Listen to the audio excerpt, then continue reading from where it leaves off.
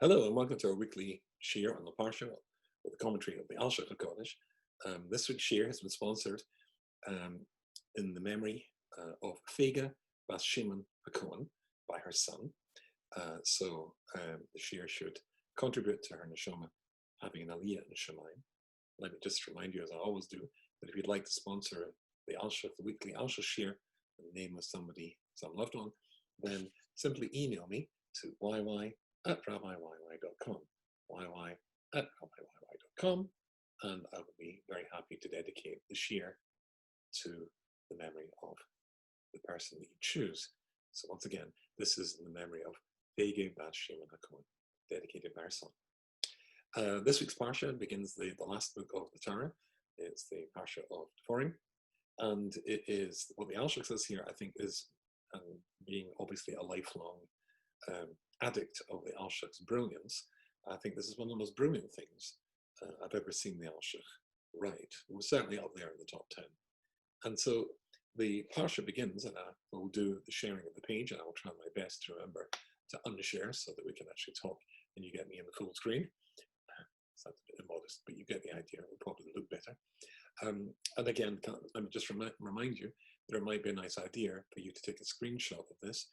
So when I switch off the various educational aids that I will be using in the course of this year, you can still have them on your screen as well, easier to follow along. But if you have a Chumash with you, then that would certainly be very, very useful indeed. Okay, so let's turn to see what the Sedra actually says. I must warn you, before we get to the Alshich, and while I talk, you can quickly grab your Chumash.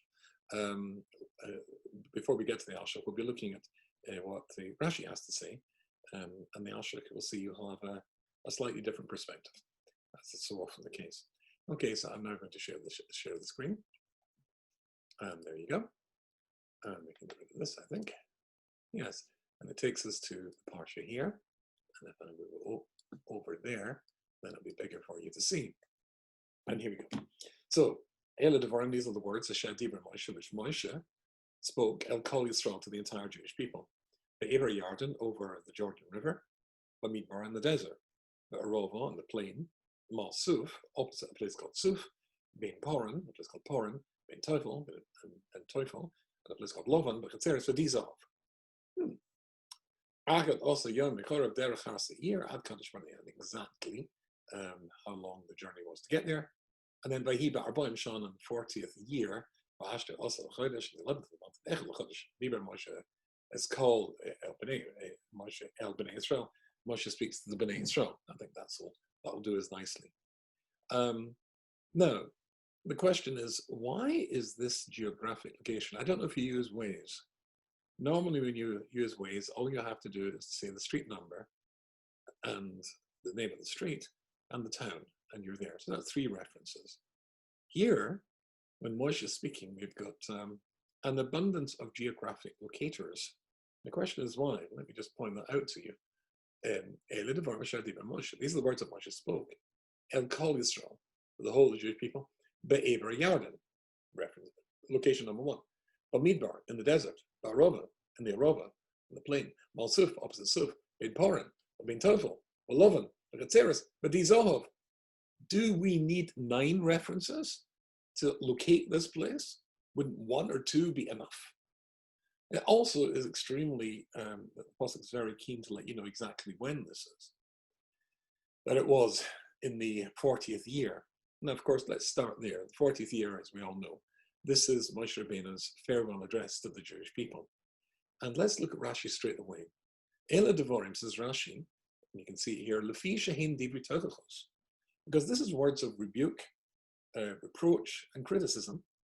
Monokan, and here Moshe is mentioning all the places where Shehakisa Lifnei Amokan, where the Jewish people rebelled and angered God. So this is not, in actual fact, a geographically accurate locator at all. They were certainly on the other side of the Jordan River, but Mal Suf refers to the Yam Suf. Well, that was 40 years previously, when they miraculously crossed through the sea. These were all the places the Jewish people rebelled. Says Rashi, because he's criticizing them, then he hides his criticism. Now, here's an important point. In actual fact, what we're learning here, or we're about to learn here, is something crucially important, and that is, and we all do this, if you have to criticize people, and sometimes you do, whether it's your children, it's a spouse, or whoever it is, make sure the criticism is going to be successful. Otherwise, there's no point in doing it. Make sure you frame the criticism in a way where the person will welcome the criticism and realize that it's coming from the right place in order to evoke change, which the person being criticized will welcome. If you're going to criticize them and you know it's going to provoke no change, well, what's the point of doing it? Just to let him know that you know that he failed or she failed? Not a lot of point to that. So Rashi says, therefore, Moshe doesn't say, you did this and you did that. He said, just the places, and that's consciously or subconsciously evokes the imagery and the memory, and they know exactly what they've done wrong. But it's not, if you forgive the rather crudeness of the phrase, but the modern phrases, in their face. Okay, it's more subtle. And I think a person appreciates when they're being criticized subtly as opposed to a full frontal attack. Let's carry on with Rashi for a second. And he says, therefore, he hides his work. But his kingdom remez, it's only a hit, the remez, because of the kavod of Israel. Now, it's not to pretend they didn't rebel, but to do it in such a way where you don't shame them into, as it were, getting their heads down and being unhappy to accept the criticism. Then Rashi also points out another very important lesson in criticizing people. It says, Kol Yisrael, El Kol Yisrael. And Rashi says, were he to criticize a few of them, or some of them, or a fraction of them, and not all of them, then the people who weren't there to hear the reproof, as Rashi said, you allowed this Ben Amram, Shomit mi Ben Amram b'lo hashivasam, Dover, you let him say that to you, and you didn't tell him, reproach him and criticize him, retort, argue back. We've been there. We would have told him. So she says, you're all here. Anybody's got anything to criticize, anything to answer back, go ahead. Gesundheit, let's hear it. Okay. And then Rashi goes through all of the places where what they refer to. Now I'm going to miss out the Rashi here because we're going to cover this at the Alshich. But here are all the places and all the rebellions. I'll do a couple just to give you a flavor, and then I'll tell you what the Alshich says. So the first one is Bamidbar. So these are the words of Moshe, Devarim Moshe, Kol Yisrael, Be'ever Yarden, on the other side of the river. Bamidbar, in the desert. Now, I don't know if you've ever been to Israel, and if you've ever driven up the border between Israel and Jordan, which you can do to get to the north of Israel, and you look across at the fence, you look across the Jordan River, which is the barrier, the natural barrier, you will know that there is no midbar there. In fact, it's an extremely long and wide plain, verdant, green, where most of the agriculture of the state of Jordan is produced. So what does it mean that on the other side of the river, of the Jordan River, in a desert, it wasn't a desert? So here it's not talking geography. That's clearly not the case. The geography is not right. And as we said, we're talking history. We're talking about the places where the Jewish people rebelled. But more than that, now we move to the Alshich. The Alshich says, Rashi says, Bamidbar refers to, well, that was the rebellion 3 days after the Jewish people went through the Yam Suf when they had no water. They rebelled then in the desert of Sinai. That's what that means. Barova, in the plain. What plain are we talking about? Another rebellion, and so on and so forth. And we'll go through them shortly, but the Alshich says, but that doesn't make sense. Because the chronology is all wrong. Araba says let's look at some of the Alshich, some of the Rashi. Bamidbar, Lo Bamidbar Hoya, it wasn't the Midbar at all. Ella, Ba'arbas Moab. It was in the plains of Moab. That's Jordan today. What's the Midbar? Ella B'Shvil Masha. That was when they crossed over into the desert and said, why did you bring us here? Who gave our lives into your hands to kill us? Ba'arova, B'Shvil Arova, Shakota B'Baal Pa'ar. That's the whole story of Baal Pa'ar when the Midianite woman seduced and corrupted the Jewish people. So the Alshich's not going to argue with any of that. That's absolutely correct. Moshe did criticize him. He wants to achieve the correct results from the criticism. In other words, he wants them to change as a consequence. But he's putting the phrase that the Alshich uses, he's dipping his nose into the barrel. That's the barrel of wine, to sniff it to see whether or not it's turned or it's nice to drink. The English phrase would be he's dipping his toe into the water to see whether or not the Jewish people are willing to accept the criticism. Rashi already pointed that out. And therefore he goes through all the places and hints. But the problem is that the chronology is all wrong. Because the first rebellion wasn't 3 days after the Midbar, when they crossed from the Yam Suf, through the Yam Suf, I should say, through the Red Sea. The first rebellion was before they crossed. And they said, there was a massive outbreak of English gentlemanliness. Each one became an English gentleman. After you. No, I insist, after you. Nobody wanted to go. That was the first rebellion.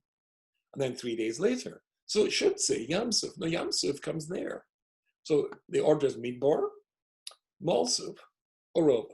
This is totally out of chronological sequence. Being Purim B'Tafel, we'll come to that in a second. So the Alshich is not disagreeing with Rashi's correct identification of what the rebellions were, but Rashi doesn't explain the order. Why is it out of order? And the Alshich does. Okay, so I hope you've taken a screenshot of that, and let's go through them and see what we can see.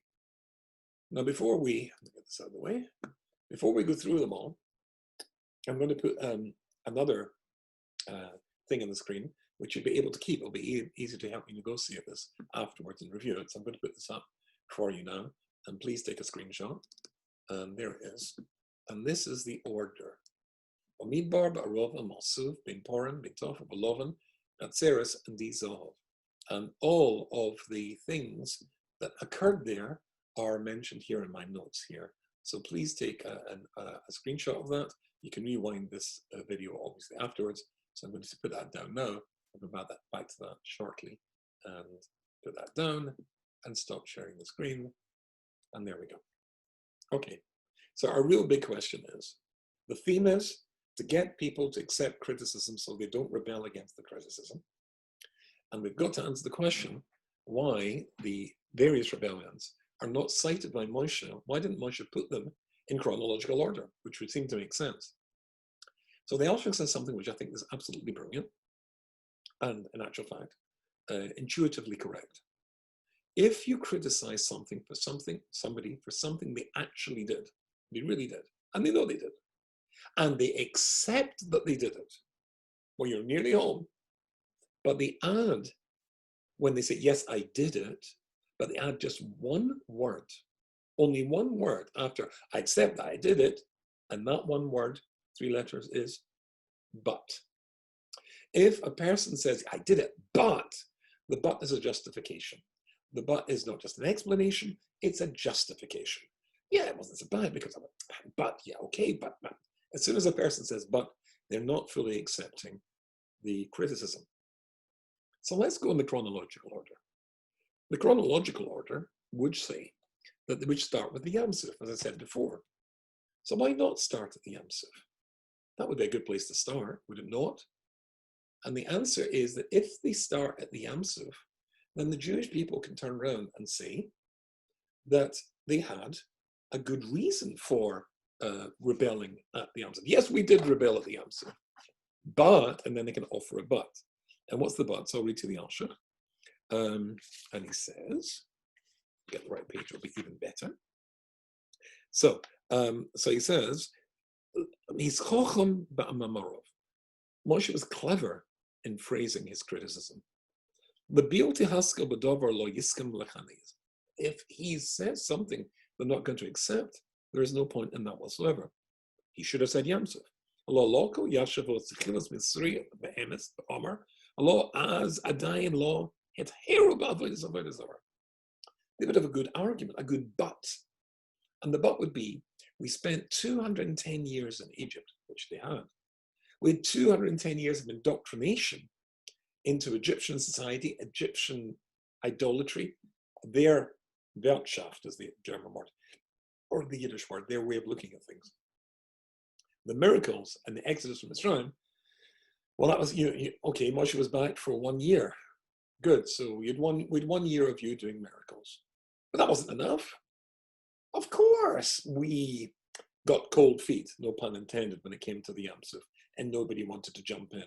But do me a favor, after 210 years compared to 1 year since your arrival, what more would you expect from us? It was all new to us. This belief in Hashem thing was new. So that's why it doesn't start there, because they've got a but. And if they can say but, they're not going to accept the criticism. So where does he start? After they go through the Yam Suf. 3 days later. There's no water here. Why did you bring us here? We don't want to be here. And that was the rebellion he starts with. And he starts there because now he's countered their but. We're actually going to be playing a game of tower chess. In other words, if Moshe advances that piece, then they will counter. They've got a but. You move upon, they'll move upon. So he doesn't want that to happen. So what does he do? He starts in the Midbar. And if he starts in the Midbar with the rebellion there, then at that point, they can't deploy that argument. Didn't you rebel after you'd seen the greatest miracle of all, Kriyas Yam Suf, when you can't say that it was all new to you? After all, only hearing about Kriyas Yam Suf was enough to make Yisrael and Rachel come and become Jewish. And they only heard about it. You went through it. You experienced it. You were there.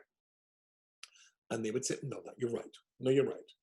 However, the rebellion in the desert, yeah, but, they've got another but. And what's the other but? They were desperate. We had nothing. We had no water, no means of survival. What else could you expect from us? Says Moshe. I see. And that's why Moshe then does, after Bamidbar, where does he go then? So after Moshe cites Bamidbar, then he famously turns around and comes to the next one. So the next one is Be'ever Hayarden, Bamidbar, Ba'arova. What was the story of Arova? That was the plain at the place called Shittim, where the Jewish people got involved in Avodah Zarah. The Avodah Zarah of Baal Peor. Now I'm going to share my screen with you again. And so you can see that in our notes that we put up from before. So let me share the screen, put that up. So here we go. Not chronology, but psychology I've written here. Moshe Rabbeinu, in phrasing his criticism out of the chronological order, is employing simple and very reliable psychology. Good. Again, if the criticism, let's just sum up for a second. If the criticism was chronological, then there'd be room for but. The Yam Suf, well, we're new to this Immunah stuff. So he starts with Bamidbar. After you saw Kriyas Yam Suf, they say, but we're desperate, we have no water. So then, he then says, Ba'arova. Ba'arova. What was Arova? That was the sin of the Midianite woman, when they had enormous wealth after 2 wars, Sichon and Og. So, then you were desperate. Your justification is because you were desperate, huh? Yeah, but we're desperate, we had nothing. Well, what happened, therefore, when you came to Arova and you get involved in this disgusting episode with the Midianite women, etc., when you had an abundance of stuff after taking the loot and the booty of 2 wars? And they would say, no, well, that's true, yes, but, and then they've got another but. We had too much. We had too much. Now, the Alshich says something which is very interesting. You know, it's cited at the beginning of Mesilas Yesharim. He says there that everything in life is a test. Whether, quoting Shlomo HaMelech, I become rich and I kick. In other words, I say, I'm a self-made man. I did the deals. I worked it all out. I made the investments. I bought the shares at the right time for the market when the prices were cheap. And now look, that's where I made my Jeff Bezos. I think he made $15 billion in 1 day this week, which is heartbreaking. And that's where I made the money. And of course, you just look upon yourself as the genius who put all that thing together. That's if you become rich. So that's a test. Or if you become poor and then you come to steal. Each is a test. However, the Alshich insists consistently that of the 2 tests, great poverty or great wealth, the greater of the test of the 2 is great wealth. it corrupts. What's the phrase? Power corrupts, and absolute power corrupts absolutely. Well, wealth corrupts, and absolute wealth corrupts absolutely as well. So therefore, they've got a but. And the but was that, yeah, of course, we were desperate. And that's what drove us to rebel against you. To which Moshe now puts in, we're playing chess again. He's now countered that move by turning around and saying, oh, it's because you had too much, huh?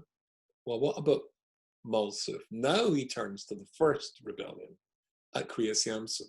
Before Kriyas Yamsuf, then, of course, that's when you had a situation of complete desperation. Money's not going to save you. Nothing's going to save you. Did you turn to Hashem then, or did you rebel?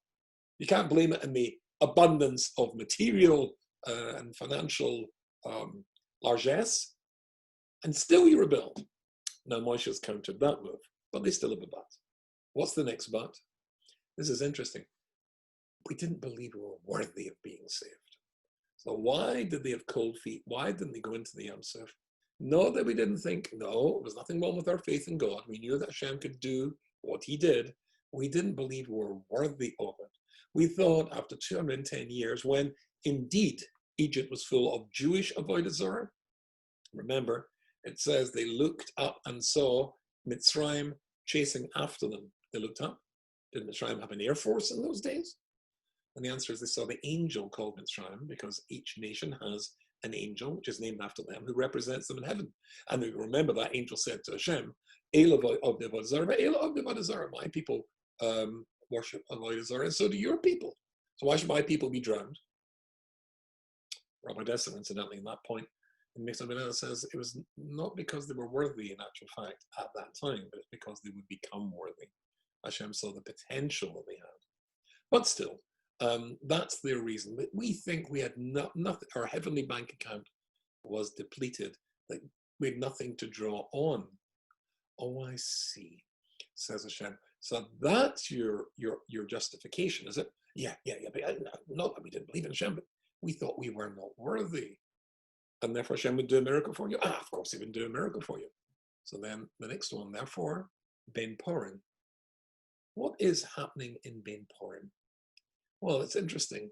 Ben Porin is the story of the Meraglim. The Jewish people leave Mount Sinai and they move immediately to the border of Israel. That's nice. And then the spies bring back a damning report on Israel, and we all know what happens next. The entire generation of men, it was only the men who believed the report, the men die in the desert as a consequence. But this is interesting. The walk from Mount Sinai to the border of Israel, where the Jewish people failed with the story of the Meraglim, is a journey of 11 days. But it took them 3 days. I don't know if you ever go to an airport, there's one of these walkways, one of these motorized walkways. It's quite fun. Well, if you're young, it's quite fun, or young at heart. So you walk on this, and if you're walking on the walkway, of course, you're going at 2 or 3 times normal walking speed. And sometimes there are pictures on the wall alongside, and they're flying past you at 3 times the speed.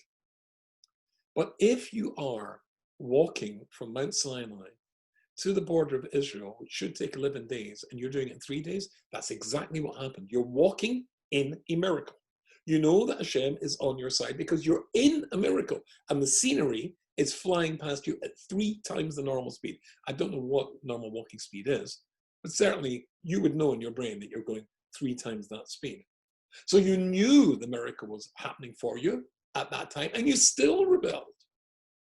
So at that point, they've got, but yeah, hold on. It's true, but it was only 10 people. Only 10 people, 10 spies of the 12 come back with the damning report. You can't condemn us because only 10 bad apples. That shouldn't spoil the rest, shouldn't spoil the orchard. It was just a tiny amount of people. Yeah. Well, what comes next? Ben Tofu Veloven. Aha. Ben Tofu Veloven. Have I put up the reference there? No. This is Bamidbar. It's Kof Aleph and it's Pasuk Hey. The Jewish people are about to go into the land of Israel. Edom comes out with his army, and they have to go around the long way. And there's a rebellion again. And it says, the following thing, if I can find it. Yeah. So it says, V'yidaber ha'om be'elohim over Moshe. And Hashem speaks against Hashem, sorry, V'yidaber ha'om, and the people speak against Hashem and Moshe. Lama, the son of Mitzrayim, why did you take us out from Egypt? No, this is now they're upping their rebellion, upping their game. They are criticizing not only Moshe but Hashem as well. But more than that, they're equating Hashem and Moshe. They're putting together in the same posuk, and they say, "What v'yidaber ha'om be'elokim over Moshe, Elokim and Moshe."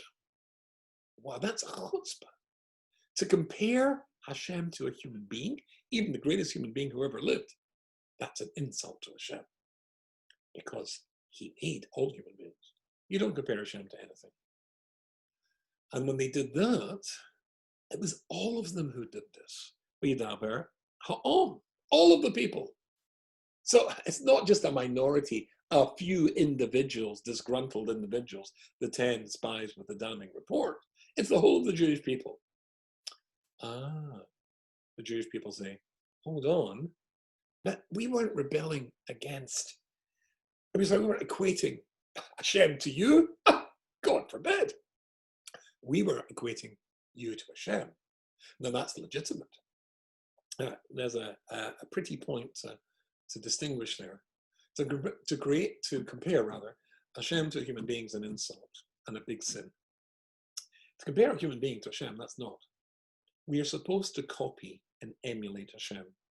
There are books on the subject, the most famous being Talmud Devarim, who goes through the Yud Gimel Midas, the 13 attributes of Hashem's nature, as we understand it, which we are meant to be copy, as He is merciful, we are supposed to be merciful. As He is kind, He is supposed to be kind.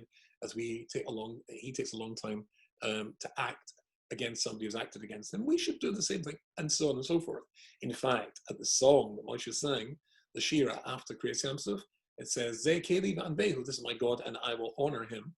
Or, however, Anvehu, the rabbis say, split it up. Ani v'hu, I and Him. The halachta bedroch of another pasuk. You shall go in His ways. So to say that a person is godly is not to say that a person is God. To compare a human being to Hashem is simply saying you are behaving in the way that God expects you to, copying His behavior. To compare God to a human being, that's an insult. That's what we meant.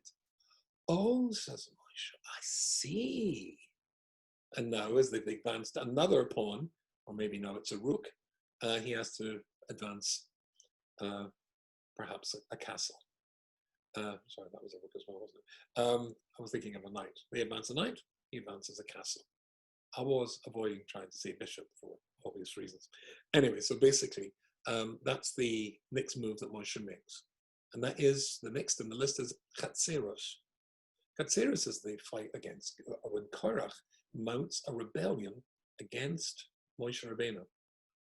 And Moshe says, so therefore, and this is his countering, I see, I get this. You had such a high opinion of me that you thought I was godly. Oh, yeah. You didn't seem to have such a high opinion of me when you joined forces with Korach against me. But, of course, there's going to be a but. And they play their, they advance their pawn or whatever piece in the board it's going to be. And then, but it wasn't us. It was your people, the Levim. Korach was a Levi. It was engendered, the whole rebellion came through the Levim. You can't blame us all for the Levim. Oh, you're right, says Moshe. And then he moves his queen and checkmates them. And they said, I see, it was the Levim. Only the naughty, bad Levim. Well, what about the golden calf? And now he says, Di Zohov. Now the order, now we understand the chronology of the order that Moshe Rabbeinu chose through the eyes of the Alshich that shows us the genius of Moshe Rabbeinu's choice by saying Di Zohov, the golden calf. The golden calf, I see I've misprinted this, stayed loyal. The golden calf is when the Levim stayed loyal. So in advancing the criticism, putting it all together, as Rashi says, only in a hint.